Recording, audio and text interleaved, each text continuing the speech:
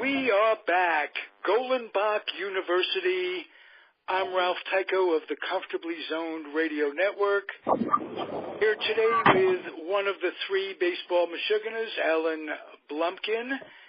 I am the second, and Peter is the third. How are you, gentlemen? We have a special guest tonight. We're going to give him an honor of the fourth Baseball Mishugana. Yes, king of the Baseball Mishuganas, without a doubt. Ciao tutti. Auguri, ciao tutti. Bella giornata. Beautiful day, guys. We're alive. We're alive. Lenny is coming to us tonight from a bowling alley somewhere. I can hear the pins falling. Well, the excitement is some of the players are coming early, Ralph and Peter, because we're having a Major League Baseball reunion. Bill Madlock, 4 batting titles, just only hit 4 pins. So that's a sign. And then we're going to have all the guys out on San Diego July 26th and 7th for 2 days on the water in the ocean. We're going to film it. And, Peter, we might have to simulcast you and Ralph, like Michael Jackson. Wonderful. Sure. We'd love to do that. You just keep us posted. We'll do that. That would be great. We have to include the Damon Runyon of the Comfortably Zoned Radio Network and the real baseball maven of all time, a rock star at Sabre, Alan Blumkin. Alan, off the air, you were talking to Lenny about the night back when the blackouts happened in 1977 here. In fact, the 40th anniversary is the other day. It was past Thursday, right? 40th anniversary. And Lenny was at bat when everything happened. How do you know? Could have been a hologram.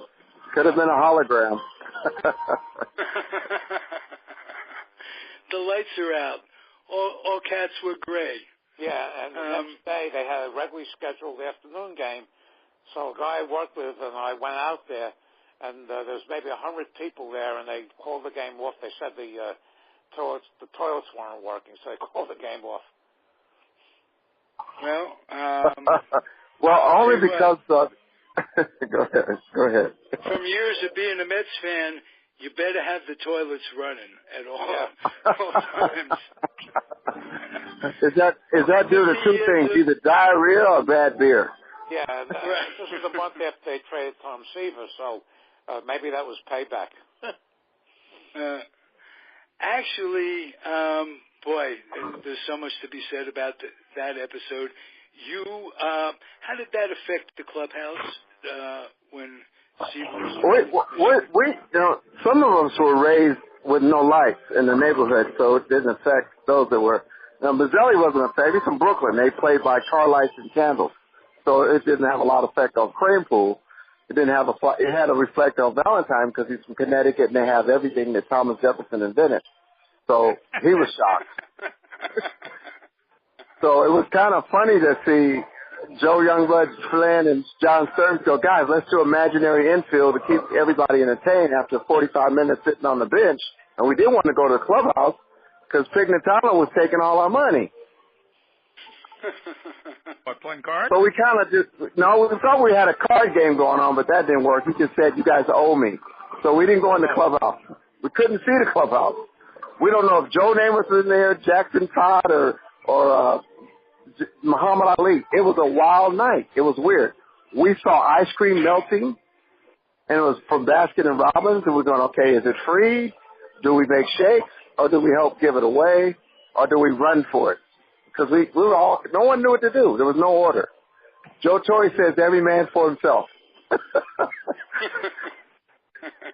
So what eventually happened? I assume they canceled the game and everybody went home. No, they didn't. Peter, we actually had an imaginary best infield on the planet like Laurel Hardy with no ball. We had white uniforms on. I took third. Stearns was the catcher. Grody hit the infield. Cranepool first. Flynn was at second. Felix was at short. And Valentine was like an imaginary runner. We hit the ball. I throw to first like a regular pregame infield. I get a ground ball. I fake the throw to first. Boom, guy acts like he catches it. Boom, he throws home. Fans went standing ovation. hit the next ball, hit it, slid in the short, boom, he kept imaginary catches, imaginary throws over the first, boom, everybody said, oh my God, another standing ovation. Throw the ball home. Next thing you know, he hit another one. Valentine took off running the first. He hits the second. He throws the first. Valentine is safe. Boom. Now we got to get a double play. Boom. So he hits another ground on me. I throw the second. We got one out. I throw the first. We got two outs. No ball, folks. No ball. Now this is Ellis. This is with no lights on. No, Bobby Valentine, the former Met. Belly had a sense of humor. Bobby Valentine had a great sense of humor. There was another side of Bobby you guys don't know. I grew up with Bobby Valentine. Yeah, let him tell you the story. He and I both grew up in Stamford, Connecticut, and when Bobby Valentine was in the 8th grade, he was at Burdick High School, and he was the starting shortstop for Rippewam High School. In the 8th grade, he was the starting shortstop for Rippewam High School, even though he didn't go to Rippewam High School. That's how great a ball player he was. So he knew somebody that knew somebody that knew somebody. Well, it's just they knew that all the kids from Burdick the next year were going to Rippewam High School. That was the next school that they went to. So apparently they allowed him with his talent to play for Rippewam. It was quite amazing. I never heard anybody have that happen as a kid. I know. And Valentine was probably as good a football player as he was a baseball player. He played for Rippewam High School in football, and in the Thanksgiving game against Stamford High School, he must have scored 5 touchdowns his senior year. He was absolutely sensational. Yeah. Story. The amazing thing about the senior league, how did you, Peter and Lenny, meet originally? And I know how you hit it off. Everybody hits it off with both of you. Well, we met originally because when I showed up for the first day, our manager, Bobby Tolan, came to me and said, we have a problem. And I said, what's the problem? He said, none of the players want you to be around the team. I said, why not? He says, well, they don't know you. They don't know what you're doing. Why don't you go in front of the whole team and tell them what you're doing, and maybe they'll let you, do it. Oh, I did. I stood in front of all these guys, all these former Major League Baseball players. I had this, book contract. I desperately needed to convince these guys of what I was doing. And so basically for 5 minutes I told them this is a book about you fellas playing baseball again and having another opportunity and how much you loved baseball and how about your lives. And basically after talking to these fellas for 5 minutes, nobody said a word. The next day we got on the bus to go to to go to Winter Haven, and I got on the bus and nobody said, don't get on the bus, and I was there for the next 2 years. Want me to tell you the other version, Ralph? Or you want to hear Peter's version? Your version. Here's the other version. I had a private meeting. It was Wilcox, Doc Ellis, Pat Zachary, Yvonne DeJesus, and Roy Howell.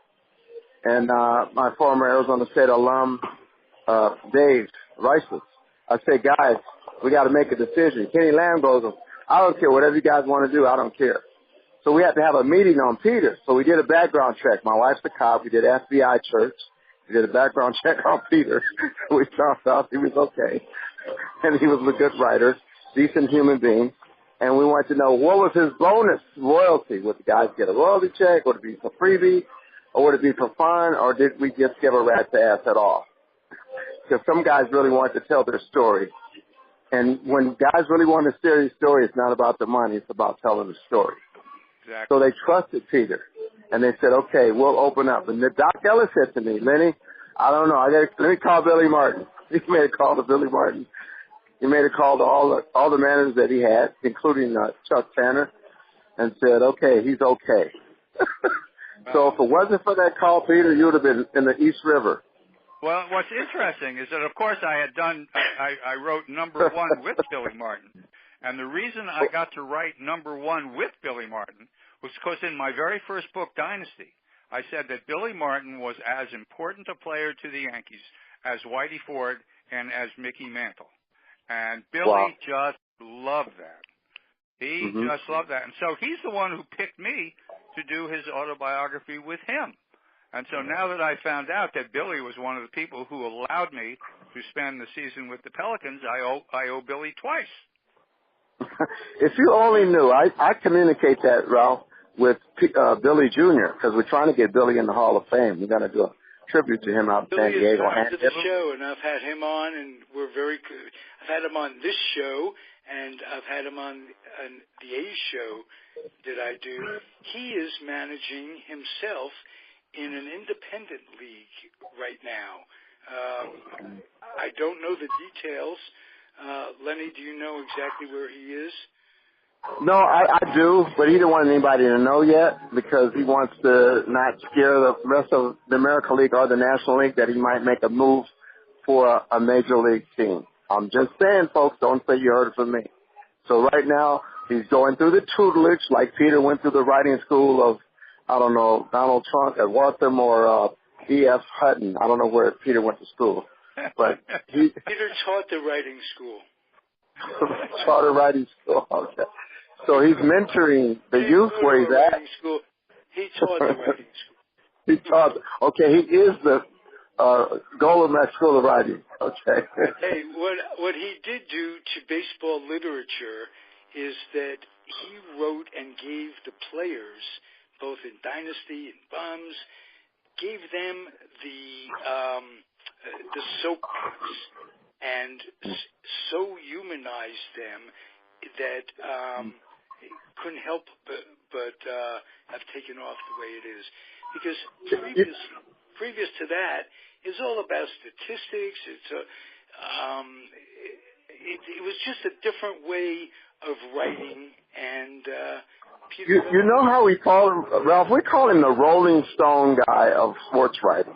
Because the Rolling Stone magazine are like these far out orange hair, green costume guys that are creative like Andy Warhol and, you know what I'm saying?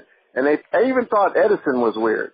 But these guys kind of make a different personality come out in a player that no one, like Phil Pepe, Red Smith, I can name 20 writers, Howard Cosell. So they didn't have Peter's quality. I'm not blowing smoke up your ass either. I'm sorry, ass as in A-Z-Z. It's different from Peter. You know. So we're a little leery, Ralph. We're like, is this guy legit? Is he going to turn green or what? Because he looks like he's straight out of Dartmouth, straight out of Yale, still in a J.C. Penney, Sears and Roebuck, Ed Williams suit. Okay. Right. That's exactly right. We didn't know how to take him. I mean, he had a part in his hair, but did it move? It was like Jimmy Johnson. Is his hair going to move? Is he real? Is he Memorex? We didn't know. I got such wonderful cooperation from these ball players, you wouldn't believe it. I still, in my heart, am very close to these people, even all these years later. It's really amazing. We had and it's not easy. Reunion. We had a reunion. It was wonderful. Are you coming to the one in San Diego? Because we're coming to you, and we're doing a 4-city tour. We're doing New York after Tampa and St. Pete. When you come to Tampa and St. Pete, I'm there. So what do we got to do to pry you out? Are you under house arrest? You got a warrant out for you? We got to get you out of the house. How we got to get you out of the house? You need a note? Well, Lenny, you'd be checking up. Your wife's in the FBI. I know, but see, Wendy is his boss. Wendy's like CIA, FBI, CDC, AD, CDFG. That's right. That's right. And then he's got to go, honey, can I get some milk or some wine? I got to know. Which Wendy? He's got two Wendy. My Wendy. My Wendy. His Wendy. There's only one Wendy. My wife. His wife. So Peter's wife. His sister is a Wendy. Okay, so see, now you're causing controversy. Yeah. See, Ralph's into drama. This is not a Kardashian network. No, we're not doing a fashion show. This is regular sports talk. Did I shit disturb? It's genetic, so I can't help it. It would be like if I had Tourette's. I don't even think of it, and I automatically shit disturb. Lenny. So Peter will. Oh my God. Lenny, can you talk I'm glad it's happy hour.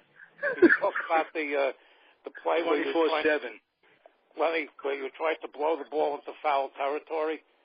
Whoa. I did not touch that ball.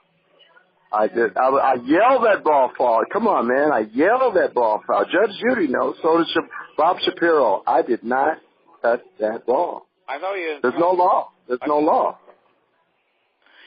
If it don't fit, you cannot whatever. Evict. Peter made me do it. Yes, sir. Right. The devil made you do it, Lenny. Billy Martin. Play ball. Whatever it takes to win. Wilson. Who? And Flip Wilson. attitude. Who? Well, I said the devil made you do it. Oh, the devil! Oh my God! Now you're going back in time. It's that Tiny Tim era. I'm always going back in time. How old are your listeners, pal? Well, most of them are gone. Most of them are deceased. But this is all archived for future listeners, and we're telling things right, and we're clearing up misconceptions. Lenny, clear up any misconceptions that people may have about you. Well, it was funny when I came to New York, I saw Willie Mays, and Willie Mays said to me, "Shut your mouth up. Don't say a damn thing. I'm going to teach you to hit 300, and then you can go on to the promised land. Just shut up and play, and they'll love you. And don't leave the field with a dirty suit every day. I want you to go home dirty, walk dirty, act dirty, be dirty, and I'll get you a Cadillac." I went, "What? Willie, I don't like Cadillacs. But I'll get dirty." A fabulous story. I'm a Mercedes guy. He said, "Okay, then you can get Cadillac." I said, "Why?" "I know Dick gets around and he gonna get you a Muhammad Ali Cadillac." I said, "I don't like Cadillac. That's real ghetto." I'm from Compton, but we drive Mercedes. and he fell on the floor though. New breed of players. New breed of players. I go, "Look, I'm gonna do everything you say, but I'm not gonna drive your car. I'm not. It's not my thing. I'll do a motorcycle, motorino, a Hummer, a skateboard. I don't want to be typecast. You earn the money to have bought your car if you wanted. Oh my God! I wanted to save my money. I don't want a car note." Oh, that's. I learned a lot. So I learned a lot from Willie. Willie was my running mate. The same team on the Mets? Willie was my coach, and Phil Cavaretto was my coach, and Rube Walker was my coach, and my manager was Joe Torre. We actually broke Joe Torre in. We had the best team on the planet if they would have left us alone. Look at the lineup, guys. Mazzelli, come on. Bud Harrelson, Phoenix Young, John Stearns, Crane Poole, and Ron Milner was hitting, and Kingman. What's not to like? Seaver would have stayed. Look, guys, listen. God help me, Jesus. Seaver, Kuzma, and Madlock. Why do you get rid of them? Who got that aspirin? Very bizarre. Is that, huh? I'm talking to Rod Gaspard the other day, Peter. Rod Gaspard said to me, he almost had a seizure when they got rid of Seaver. Nolan Ryan says to me, "I was going to quit baseball, period." How do you that's like getting rid of a network. Let's just cut the show off, guys. Ralph, no longer, you're not doing the show. We'll call it the Peter Show. I mean. I love it. You're absolutely right. And getting rid of Seaver. Please God, let it go to that. Oh, my. The thing, what was interesting on the Pelicans is all the people that they traded for Seaver ended up on the Pelicans. Yeah, it was the best family plan we ever had in our life. It's better than Medicare. Really like Everybody's healthy. As a oh my God. second baseman. Steve Henderson, you kidding me? Pat Zachary, come on, guys. Yeah. Oh my God, you kidding me? Rookie of the year. One of those that's highlighted in one of the books that Peter wrote on the Mets, and we talked about him. You guys talk about him. He was a pretty special guy, wasn't he? Awesome guy, Ralph. Peter, I know him well. 3 days ago, I was on the phone with him and Eric Lindenberg with MLB Network, Doc's Radio. And we were talking about him losing his wife. He just lost his wife. He lost his wife, and he's been a recluse. He has not picked up the phone. I'm talking about Pat Zachary. Then I'm going to tell you about the connection with Tom Seaver. Pat Zachary lost his wife, folks. Oh, that's terrible. Oh. Terrible. No one knows it. I mean, he's driving the car. Let me share this with you.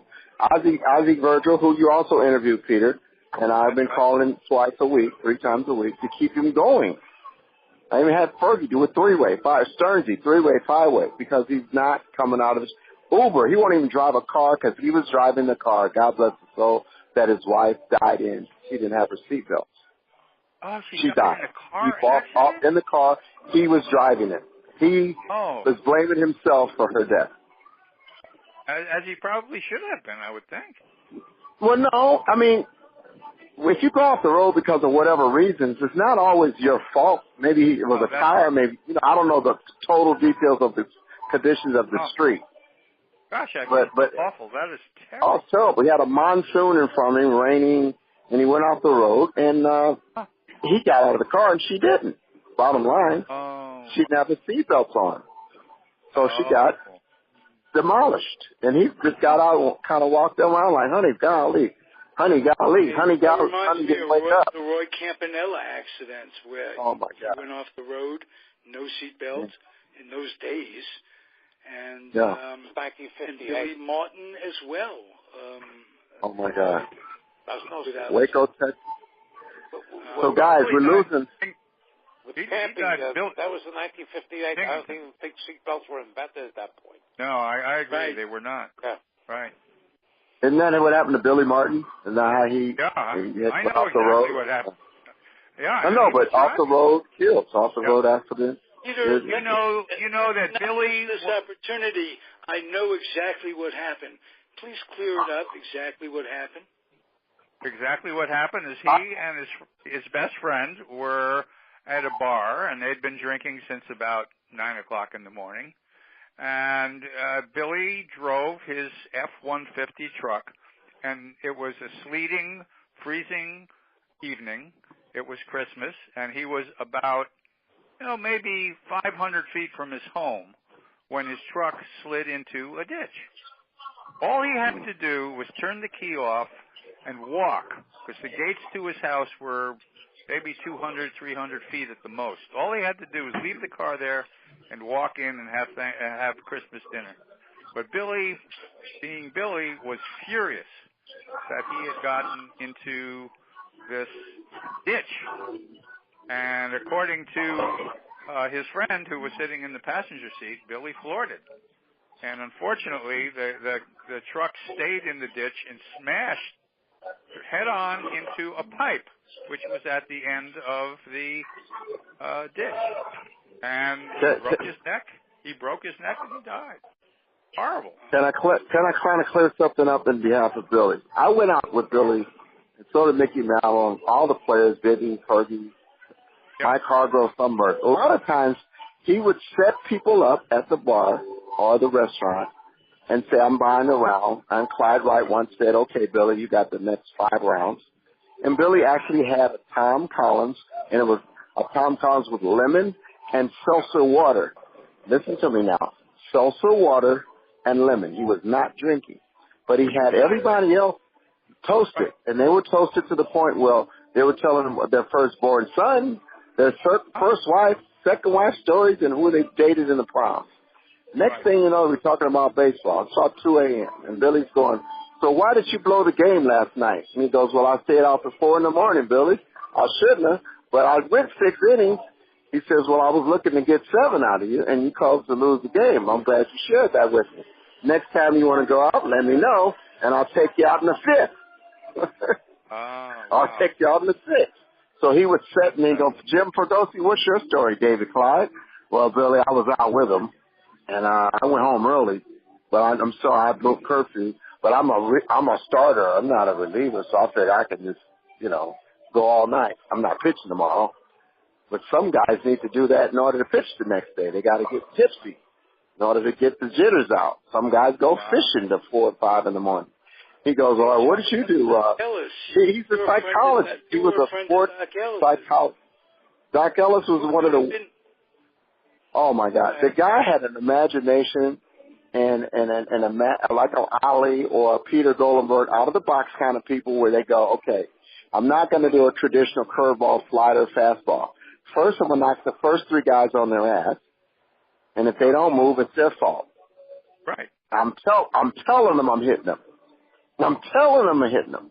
Reggie, I'm going to hit you in the jaw. So you got to learn to move or be like Mike Tyson, Ali, or Holmes. You got to learn to move. If you don't learn to move, it's your fault. I'm pitching inside, 6 to 5 inches, and I'm pitching outside. But you're not going to show me up, and he's telling them this.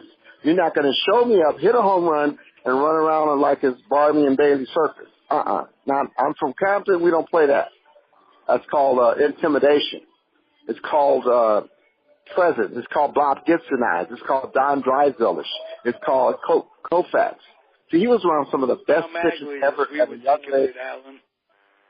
Pardon? Don Madden, what? Blumkin and I would think of it in terms of Sal Magley. Oh, Sal Magley. So that...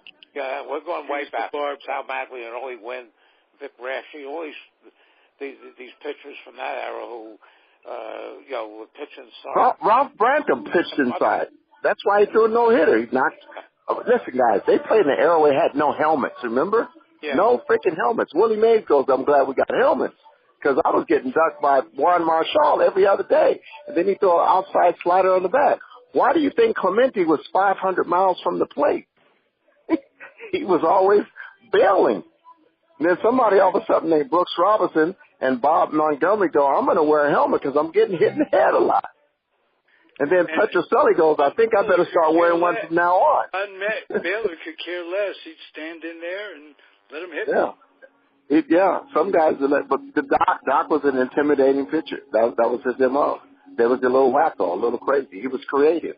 He wanted to take control of the game. He was intoxicated in every game he pitched. No, he was not intoxicated. No, there's a difference. Okay, let me give you an example.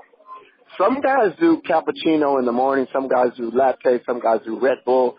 Some guys do 1,600 milligrams with ginseng in it and an espresso. And that's just till noon. Some guys after noon they get the lunch and then they fill themselves with Bud Light, Mama Light, brewskis or whatever you want to call it.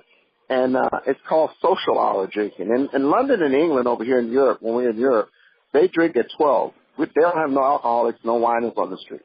They're taught to drink properly at 12 years old. In America, we call it luscious or sloughs or winos or bums, So that intoxication, even Dick Allen played with a 1 ounce or 2 ounces of the Pope's grapes. And people held that against him. He goes, what's the difference between having a cap and I'm going to hit 3 home runs a day and not having a cap and hit no home runs? What's the difference? Does that matter that I hit a home run sober or not? I'm still sober. I'm just having a little shot before the game with my manager. I'm having it with Dick Williams. I'm having it with Chuck Jett. Does that make it okay? I'm sorry, George Steinbrenner wants me to come to his box and have a happy hour with him? Okay. So how do you judge people? Who's the judge? As long as you produce. It certainly isn't baseball people who are more concerned about facial hair than anything. You can't get into psychology. Oh my God, I don't know. It's just a double standard. Right. So what should we do? Go back to the military look? What should we do? Then I think the horse is out of the barn. You see guys with hair, DeGrom and Syndergaard and what have you. But what happens when these guys are free agents and the Yankees want to sign, say, a DeGrom? What kind of a decision is based on the fact that the kid... Well, we should just call it Yankee code. Because the Yankees, they didn't tolerate it. When I played there, nobody had a mustache hardly. I mean, he had it was a groomed mustache. It wasn't like fingers. Fingers couldn't have played for the Yankees with a handlebar. Oh, you're probably right. You're right. No, he couldn't have. He knew it. Catfish goes, well, let me see. I'm in Oakland. I can do it in Oakland. And Steinbrenner wants me to cut my mustache. And he goes, well, my kid has more hair than me, so should I shave? Should I shave for the sake of my son? Roy White goes, well, my kid doesn't grow hair. Bucky Dink goes, my kid. Those guys didn't have a hair problem. And then when Johnny Damon came over, he goes, I'll cut off everything. My beard, my hair on my feet, my toes. And he did. Yeah. And he did. Yeah. So he did. So did he's one of those Giambi. that came from the So did Giambi, right. Jason Giambi. It's a good thing. It's not a bad thing. If the boss says cut the hair, then cut the hair. If the boss doesn't care, maybe the boss doesn't care. I don't know. Well, Gary So it depends on the... Gary Maddox had a condition where he had to have a beard because his skin was so sensitive. Yeah, some guys have sensitive, they can't put on certain cream or concoctions on their... I think it was Don Clendenin when they changed in 1969 to these artificial uniforms, the rayon or whatever, and from flannel, and he would break out in rashes. He was the last guy. Polyester. Yeah, it was a polyester look. And Singleton had that problem. That's why they traded him. Well, if polyester was the reason for him to leave, hitting 340, I think he was better off being somewhere where he could go hit 350 in nice cotton. Sure, I'm glad your rash cleared up, and we're glad to have you in the majors. But there's an independent league starting. You might talk to Billy Martin Jr. Definitely. How about that for a callback? Hey, guys, terrific show. Anything you want to end on, Peter? Any memories you want to share? Yeah, I want Lenny to call me after the show's over. I want to talk to him. Oh, great. And Don, I'd love to see you when we come to New York. I want to interview you. Hello, is he there? Yeah. Is he taking a nap? Is it siesta? Don, hello? Alan Blumkin? Alan. Ellen. Is Ellen there? Alan. Yes. Alan, are you there? Yes, I am. I'm in a coma too, so slap me around so I can wake up. Okay. I'm looking forward to meeting you in New York in September, Alan. Okay. I want you as a special guest when the Miracle Mets come out. The 7 guys are still living.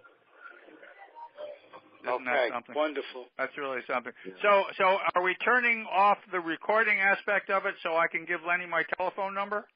We certainly will in a second when I say goodbye to everybody. Thank you for listening. These gentlemen are going to communicate off the air. Lenny, thank you for being here. I'm glad I got you two together. It's taken a while. Thank you again for introducing me to friend of the show, Marcus Kidd, who is just a terrific guy. And Alan, thanks for being here. Peter, we'll catch you next week, same time, same fat station, as would say Alan Blumkin. Yeah. I'm turning it off. Lenny, say hello to Bill Madlock for me. I'm a big Pirate fan. Hey, send me your number to Peter. Or listen, guys, I don't care who has my number. 909-225-0161. You all get T-shirts. Okay. Okay. Very good. Fair enough. Thank you. All right, gang. I'll talk to you soon. I'm so used to calling you Leonardo. Leonardo Randolini. Grazie. All right. Talk soon. Here, I'm going to turn it off. Ciao. Ciao. Buonanotte.